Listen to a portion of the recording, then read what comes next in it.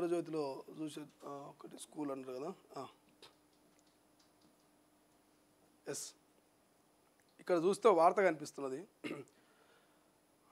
బడి షెడ్లో సగం గుడిలో సగం. ఇక్కడ మొదటి చిత్రంలో తడికల షెడ్లోకి వెళ్తున్న వారు ప్రభుత్వ ప్రాథమిక పాఠశాలకు చెందిన 1, 2, 3 తరగతుల విద్యార్థులు. రెండో చిత్రంలో ఆలయ ప్రాంగణంలో కూర్చున్న వారు అదే పాఠశాలకు చెందిన 4, 5 తరగతుల విద్యార్థులు. ఇది ఎక్కడో మారుమూల గ్రామంలో కాదు, ఆదిలాబాద్ జిల్లా కేంద్రానికి ఆనుకొని ఉన్న మావల మండలం బట్టీసా వర్గం పంచాయతీ దుబ్బగూడలోని దాజీనగర్లో పరిస్థితి. ఇక్కడి ప్రాథమిక పాఠశాల గతంలో అద్దె ఇంట్లో నడిపించేది. అప్పుడు 38 మంది విద్యార్థులు ఉండేవారు. ఈ విద్యా సంవత్సరం ప్రారంభంలో ఇంటి యజమాని ఖాళీ చేయించడం, మరెక్కడ అద్దె భవనాలు దొరకపోవడంతో విద్యార్థులు తల్లిదండ్రులు తలో కొంత వేసుకొని తడికల రేకులతో షెడ్డును ఏర్పాటు చేశారు. ప్రస్తుతం 28 మంది విద్యార్థులు ఉన్నారు.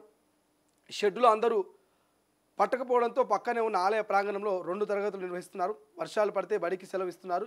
ప్రస్తుతం ఎండల తీవ్రతకు పిల్లలు షెడ్ లోపల కూర్చోలేకపోతున్నారు. ఉపాధ్యాయులు సైతం ఇద్దరికి గాను ఒక్కరు దీర్ఘకాలిక సెలవులో ఉన్నారు. ఒక ఛాత్రోపాధ్యాయుడు శిక్షణలో భాగంగా పాఠాలు బోధిస్తున్నారు. పక్క భవనం నిర్మించాలంటూ తాజా ప్రజావాణిలో విద్యార్థుల తల్లిదండ్రులు కలెక్టర్ రాజర్షియాను కలిసి వినతి పత్రం అందించారు. సో కనబడుతుంది కదా, ఇదంతా కూడా ఇది ఎక్కడనో మారుమూలం కాదు, ఏం కాదు. సో దుబ్బాయిగూడలోని దాజీనగర్ అట, ఆదిలాబాద్ జిల్లా కేంద్రాన్ని ఆనుకొని మావల మండలం బట్టి వర్గంలోనట. సో ఆదిలాబాద్కు సంబంధించిన వార్త ఇది. నిజంగానే బాధ అనిపిస్తుంది. ఇది కొంచెం జూమ్ చేయవాయిగో. రేకుల షెడ్లోనే పాపం పిల్లలంతా కూడా రేకుల షెడ్లో చదువుకున్నటువంటి పరిస్థితి మనకు కనిపిస్తూ ఉంది. సో చాలా దారుణం అనిపిస్తూ ఉంది. ఎందుకంటే తెలంగాణ వ్యాప్తంగా సింగిల్ లార్జెస్ట్ స్కూల్. ముఖ్యమంత్రి ఏమన్నారు రేవంత్ రెడ్డి గారు, విద్యా వైద్యానికి ప్రధానంగా మేము ప్రాధాన్యతనిస్తాం, సింగిల్ లార్జెస్ట్ స్కూల్ని మేము ఖచ్చితంగా లాంచ్ చేసి సింగిల్ లార్జెస్ట్ స్కూలు కూలబడుతున్న స్కూల్ అని మళ్ళీ పునరావృతం చేస్తూ వాటిని కొంత మాడిఫై చేస్తూ ఖచ్చితంగా తెలంగాణ ప్రజల్లో మరి ప్రధానంగా నిరుపేద కుటుంబాలకు సంబంధించి విద్యను దగ్గర చేస్తాం. ప్రభుత్వ బళ్లను పేదలకు దగ్గరగా, పేదలకు అత్యధిక వసతులతో సదుపాయాలతో పేద పిల్లల చదువులకు మేము దాని ఒక దేవాలయంగా మారుస్తామని చెప్పిండు రాష్ట్ర ముఖ్యమంత్రి రేవంత్ రెడ్డి. సో ముఖ్యమంత్రి గారు కొంత నజరేయాలి. సో ఆదిలాబాద్కి సంబంధించినటువంటి ఈ పిల్లల బాధ చూస్తూ ఉంటే, ఈ పిల్లల పరిస్థితి చూస్తూ ఉంటే ఇటువంటి పరిస్థితి ఎవరికి కూడా రావద్దు. ఇలా మీరు చూడండి, ఓ రైతన్న పండించినటువంటి కూరగాయలను రోడ్డు పక్కన అమ్ముకుంటాడు. కానీ ఓ బిజినెస్ మ్యాను తను బిజినెస్ చేసినటువంటి చెప్పులను కావచ్చు, తాను బిజినెస్ చేసేటువంటి తినుబండారాలు కావచ్చు, తాను బిజినెస్ చేసేటువంటి కూల్ డ్రింక్స్ కావచ్చు, ఇవన్నీ కూడా అద్దాల మేడలో పెట్టి అమ్ముతుంటాడు. సో ఇలా పిల్లల పరిస్థితి కూడా అట్లే ఉన్నది. బడు బలహీన వర్గాలైనటువంటి పేద ప్రజల పిల్లలు ఇలా చదువుకోవాలంటే తడకల రేకులో కావచ్చు, లేకపోతే దేవాలయంలో కూర్చొని చదువుకోవాల్సినటువంటి పరిస్థితి. అదే కార్పొరేట్, కొంచెం డబ్బులు ఉన్నటువంటి వ్యక్తులు కార్పొరేట్లో అద్దాల మేడలో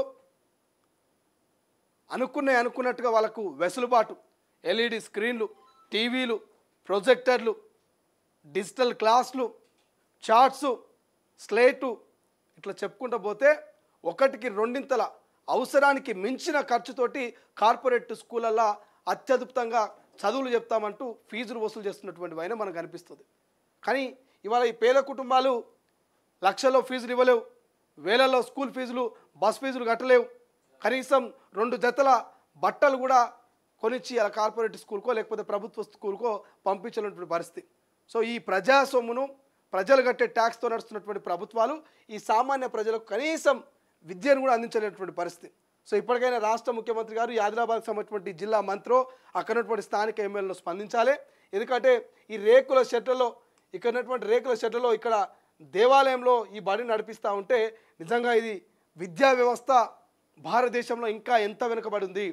కనీసం చదువుకోవడానికి గతంలో చెట్టు కింద, గతంలో పూరి గుడిసెలో చదువుకొని మరి డాక్టర్ బిఆర్ అంబేద్కర్ కావచ్చు, ఇతరితర ఎంతోమంది మేధావులు, ఉద్యమకారుల వాళ్ళ జీవిత చరిత్రలు మనం చదివినాం.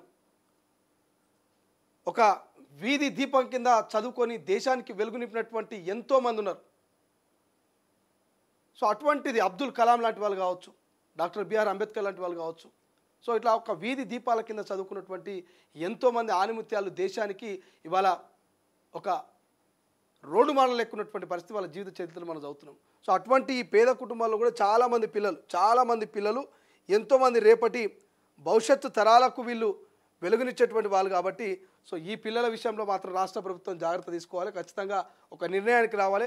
ఇలా రాష్ట్రంలో చాలా గ్రామాల్లో ఇలా వర్షం పడితే తెట్టలుగా ఆ బిల్డింగ్ పైకప్పులు ఉంటాయి కదా, దాన్ని మనం ఫ్లోరింగ్ అంటాం కదా, ఈ ఫ్లోర్ అంతా కూడా ఇట్లా కుప్పగూలుతుంటుంది.